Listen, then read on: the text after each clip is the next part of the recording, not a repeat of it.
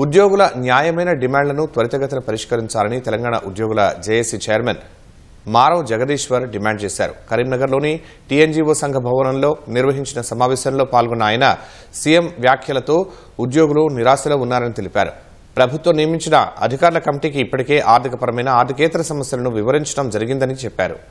8 నెలలైనా 3 ఐఏఎస్ల కమిటీ నివేదిక రాలేదని అసహనం వ్యక్తం చేశారు. ప్రజలకు ప్రభుత్వానికి మధ్య వారధిగా పనిచేస్తున్నటువంటి ఉద్యోగులను ప్రజల ముందు దోషులుగా నిలబెట్టకూడదని జగదీశ్వర్ హితో పలికారు.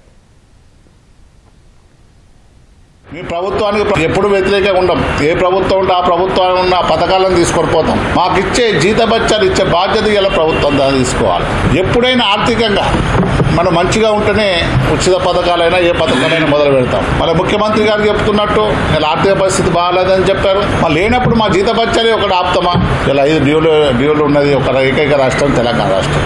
గతంలో టీఎన్జీఓసీలో మీటింగ్ అయితే ధరలు కూడా తగ్గించాలని మేము కొట్టాడిన సందర్భాన్ని ఇలా గుర్తు చేస్తున్నాం. అంటే ఇలా ఉద్యోగులుగా ప్రజల తరఫున కూడా కొట్టాడిన సంఘం ఇలా టీఎన్జీఓ సంఘం ఇలా చేసి ప్రభుత్వాన్ని కోరుతున్నాం. దాదాపు అన్ని సమస్యలు ఒక 10-15 రోజుల్లో అన్ని క్లియర్ అయితే అని ఆశిస్తున్నాం.